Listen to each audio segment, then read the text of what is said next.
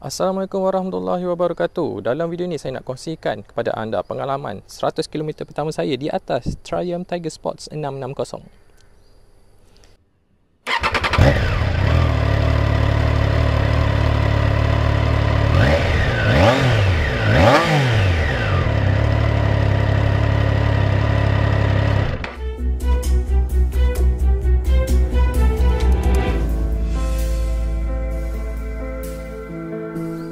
Saya berpindah daripada Versys 650 tahun 2015.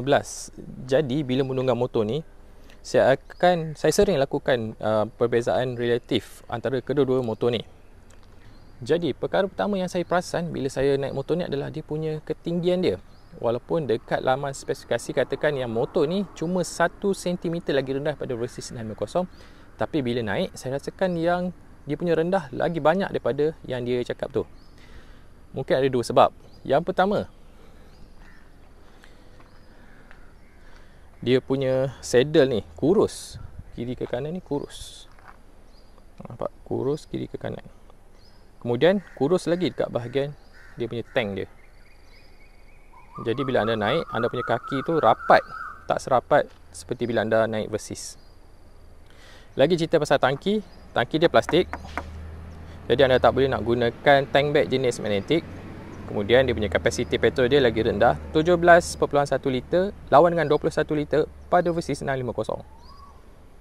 Disebabkan dia gunakan plastik banyak dekat sini, kemudian kapasiti petrol dia lagi rendah, saya rasakan itu adalah penyumbang terbesar kepada jisim dia yang lebih rendah daripada Versys 650.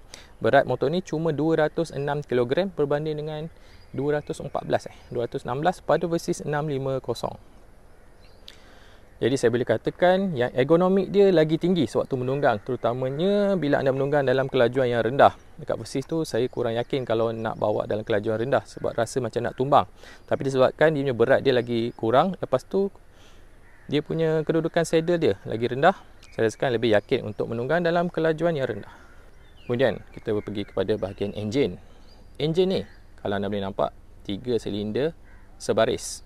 Dihasilkan 81 PS dan 64 Nm torque pada paras 6250 RPM. Menurut laman Cycle World, mereka telah jalankan ujian dyno engine ini yang digunakan dekat Triumph Trident 660. Mereka laporkan yang enjin ni dia memuntahkan 90% daripada torque dia pada RPM seawal 3500. Maknanya kepada anda, contohnya anda berada dalam kelajuan yang rendah tapi gear yang tinggi. Bila anda buka throttle, anda akan kurang rasakan dia punya gegaran bila anda nak memecut. Satu lagi yang saya suka tentang motor ni adalah dia punya slipper clutch dia terbina di dalam enjin ni. Bila anda ada slipper clutch, ada dua manfaat. Yang pertama, macam saya cakapkan tadi, kalau anda ada dalam kelajuan yang rendah tapi gear yang tinggi, bila anda buka throttle, anda takkan rasa gegaran yang kuat sangat. Begitu juga bila anda dalam kelajuan tinggi, anda nak turun gear, anda takkan rasa engine braking yang terlalu kuat. Salah satu teknologi moden yang saya suka pada motor ni adalah dia punya throttle ni. Ini adalah throttle by wire berbanding dengan Versys menggunakan throttle jenis kabel besi.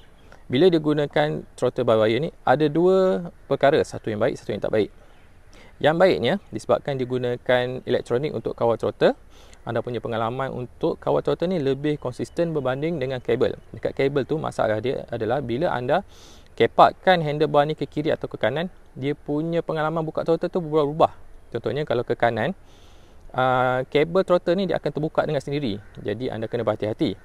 Tapi bila anda kepakkan ke kiri, throttle kabel akan jadi lagi panjang. Jadi anda kena buka lebih banyak throttle, barulah enjin akan bagi respon. Jadi agak bahayalah kat situ.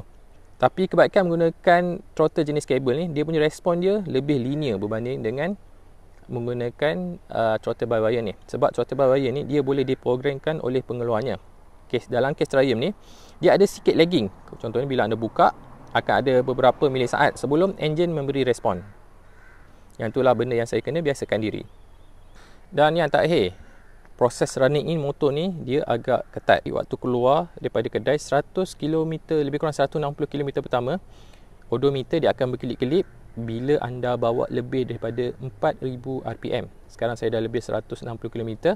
Dia akan berkelip-kelip bila saya bawa lebih daripada 5000 RPM ataupun lebih kurang 105 km. Tapi fungsi running ini akan boleh anda matikan dalam sistem TFT ni lah. Tapi saya tak matikan, saya cuma ikut saja saranan daripada pengeluar dia sendiri. Dan sampai di sini sajalah perkongsian saya tentang pengalaman saya menunggang 100 km pertama di atas sebuah Triumph Tiger 660. Kalau anda ada apa-apa persoalan, anda boleh turunkan dalam ruangan komen. Nanti saya akan jawab dalam video motor ini yang seterusnya. Assalamualaikum.